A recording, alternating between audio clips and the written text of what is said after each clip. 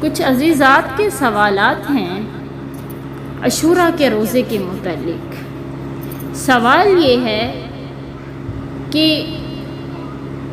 عاشوراء کا روزہ 9 محرم کو رکھا جائے یا 10 کو، یا پھر 9-10 دونوں کا۔ آئیے اس مسئلے میں ہم قرآن و سنت اور صحابہ اکرام رضوان اللہ علیہم اجمعین کی سمجھ کی روشنی میں ہم سمجھتے ہیں۔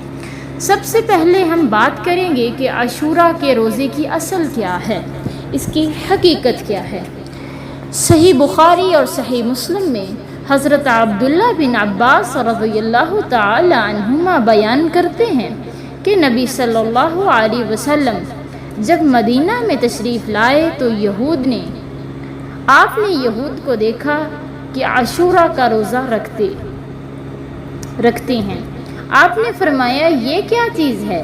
انہوں نے کہا یہ بہت ہی عظیم دن ہے، اس دن اللہ تعالیٰ نے حضرت موسیٰ علیہ السلام اور بنی اسرائیل کو نجات دی تھی، اس لیے حضرت موسیٰ علیہ السلام نے شکرانے کے طور پر روزہ رکھا تھا۔ آپ صلی اللہ علیہ وسلم نے فرمایا موسیٰ علیہ السلام کے ہم تم سے زیادہ حقدار ہیں۔ پھر آپ صلی اللہ علیہ وسلم نے خود بھی روزہ رکھا اور صحابہ اکرام کو بھی روزہ رکھنے کا حکم دیا۔ اور جب تک رمضان المبارک کے روزے فرض نہیں ہو گئے تو عاشوراء کا روزہ رکھنا سب پر فرض تھا۔ جب رمضان المبارک کے روزے فرض کر دیے گئے تو اس کے بعد یہ عاشوراء کا روزہ نفلی ہو گیا۔ تو عاشوراء کے روزے کی فضیلت کیا ہے؟ صحیح مسلم میں ہے کہ نبی صلی اللہ علیہ وسلم نے فرمایا مجھے اللہ تعالی سے امید ہے کہ عاشوراء کا روزہ گزشتہ 1 سال کے گناہوں کا کفارہ بن جائے گا۔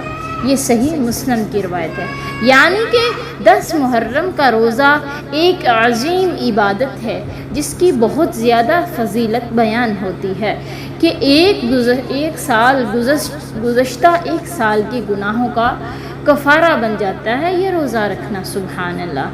اب ہم بات کرتے ہیں کیا صرف 10 محرم کا روزہ رکھنا جائز ہے؟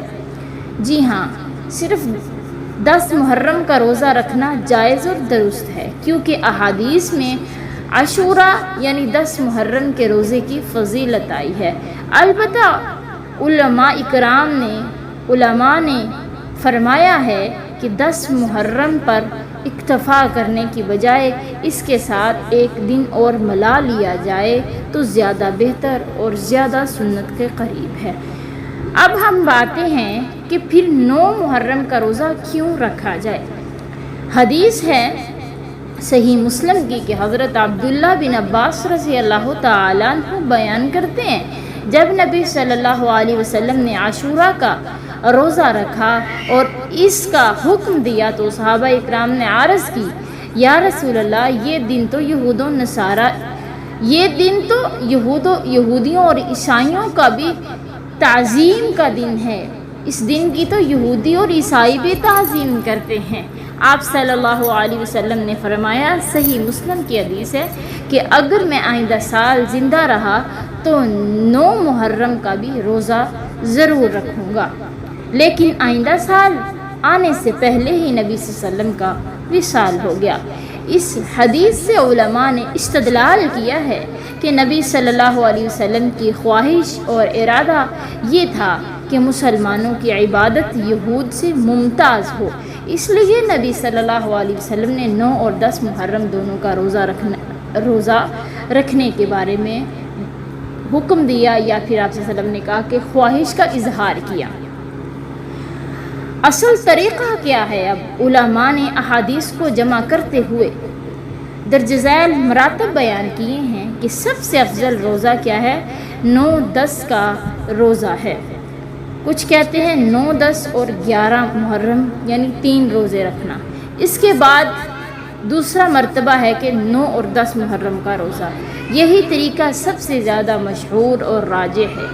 اگر یہ ممکن نہ ہو یعنی 2 دن کا روزہ تو صرف 10 محرم کا روزہ رکھ لیا جائے، یہ بھی جائز ہے اور عاشوراء کی فضیلت حاصل ہوگی انشاءاللہ العظیم۔ اور جو لوگ کہتے ہیں کہ صرف 9 محرم کو روزہ رکھو، 10 کو نہ رکھو، یہ بات درست نہیں ہے۔